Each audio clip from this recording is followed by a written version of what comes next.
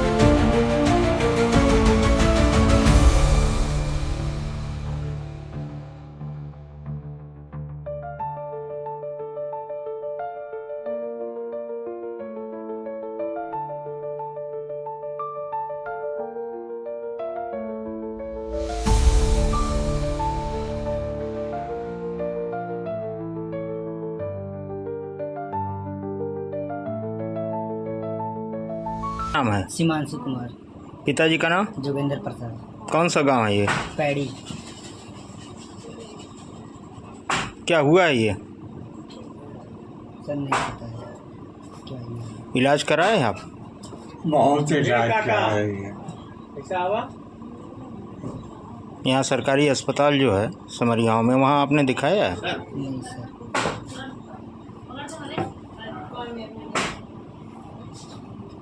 नमस्कार, आप देख रहे हैं आज का भारत लाइव। मैं हूं केपी मौर्य। आज मैं जिलाधिकारी कार्यालय पर खड़ा हूं और यहां पर सिमरियावा ब्लॉक अंतर्गत मनरेगा के द्वारा कराए गए कार्यों की घोटाले को लेकर आज एक फरियादी जो है जिलाधिकारी कार्यालय पे आए हुए हैं, जिनका नाम फिरोज अहमद है। आइए जानते हैं इनसे क्या है पूरी समस्याएं। क्या समस्याएं हैं आपकी?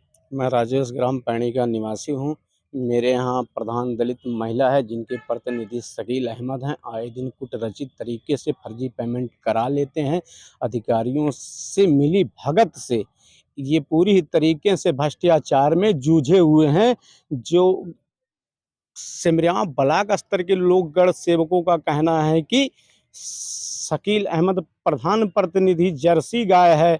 अब ये तो यही बताएंगे कि कितना इनका दूध मीठा है, जिसके प्रकरण के लेकर मैं ग्राम वासियों की समस्या और अपनी समस्या लेकर मैं जिलाधिकारी महोदय और माननीय मुख्यमंत्री जी, मंडल आयुक्त बस्ती, प्रधान मंत्री महिला राज्य आयोग, सारे लोगों को पत्र दिया, लेकिन मुझे अभी तक न्याय नहीं मिला। यदि मुझे न्याय नहीं मिलेगा तो पुनः बाध्य होकर माननीय मुख्यमंत्री जनता दरबार प्रस्तुत होऊंगा, जिनकी जिम्मेदारी स्वयं जिलाधिकारी की होगी। जब तक मेरे गांव की निष्पक्ष जांच नहीं होगी तब तक मैं अपनी बातों से पीछे नहीं हटने वाला हूं, या मेरे साथ कोई भी घटना घटित हो जाए, जब तक मुझे न्याय नहीं मिलेगा तब तक मैं वापस नहीं आऊँगा। मैं पैदल यात्रा निकाल कर माननीय मुख्यमंत्री जी के कार्यालय लखनऊ तक जाऊँगा, जिससे मैं राजेश ग्राम पैणी का न्याय लेकर ही आऊँगा। किसी भी स्थिति में आऊँ जहाँ पर बीमारियों से भी काफ़ी लोग क्षतिग्रस्त हैं। मैं कुछ ज़्यादा नहीं कहना चाहता हूँ, इसलिए अच्छा, ये बताइए क्या घोटाला था जो है ये अपने उसमें नरेगा में 39 मजदूर की हाजिरी प्रतिदिन लगाई गई है, जिसमें सिर्फ 10 मजदूर, 3 मजदूर, 4 मजदूर 1 से 2 दिन 1 हफ्ता तक काम किए हैं। उसके बाद पूरी तरह से कुटरचित तरीके से लिखित रूप से दिया जा रहा है, फर्जी फोटो बनाया जा रहा है कि काम कराया गया है, जिसमें भी 1,57,000 का बंदर बाट कर लिया गया है। और सार्वजनिक शौचालय पे भी पुरुषों में काम चल रहा था, उस समय कोई अधिकारी निरीक्षण करने नहीं जाते थे? नहीं गए। मैं उसमें प्रार्थना पत्र दिया, लेकिन निरीक्षण करने नहीं गए। और जब जांच करने गए तो मेरे पास उन्होंने 1 बजे दिन में फ़ोन किए कि मैं घटनास्थल पे आ रहा हूं, जो कि मेरे प्रार्थना पत्र में लिखा था कि 48 घंटा पूर्व मुझे सूचना उपलब्ध कराई जाएगी, लेकिन वो तत्काल सूचना मुझे उपलब्ध कराए। उस समय मैं खलीलाबाद में उपलब्ध था। तेज़ बारिश होने के कारण से विलम्ब होने पर मैं घटनास्थल पर नहीं पहुँच पाया और जाँच अधिकारी वहाँ से चले गए। फिर न्याय नहीं मिला तो आप क्या करेंगे?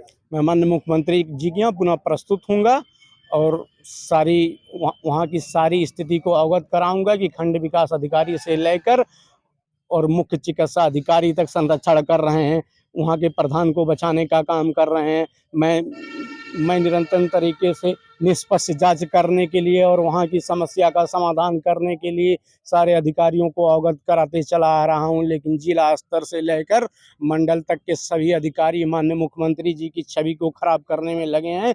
यदि माननीय मुख्यमंत्री जी के अपमान के साथ खिलवाड़ किया गया तो जिला में सुरक्षित कोई भी अपनी कुर्सी पे नहीं बैठ पाएगा, ये मेरा वादा है। जब तक राजेश ग्राम पैणी का इंसाफ नहीं मिल जाएगा तब तक मैं जिलाधिकारी कार्यालय छोड़ूंगा नहीं। पुनः जब मैं जिलाधिकारी कार्यालय पर आऊंगा तो कफन के साथ ही आऊंगा, या तो जिलाधिकारी मेरे साथ स्वयं पैणी चलेंगे और वहां का अपने मौजूदगी में निस्तारण गुरुवरतापूर्व कराएंगे। तभी मेरी सारी समस्या और मेरे गांव की समस्या समाधान होगी और वहाँ के लोग जो बीमारियों से गंभीर रूप से जूझ रहे हैं, मुख्य चिकित्सा अधिकारी को स्वयं आदेश कर वहाँ पे कैंप लगवाने का तत्काल काम किया जाए, अन्यथा बाध्य होकर मैं जनता दरबार पुनः प्रस्तुत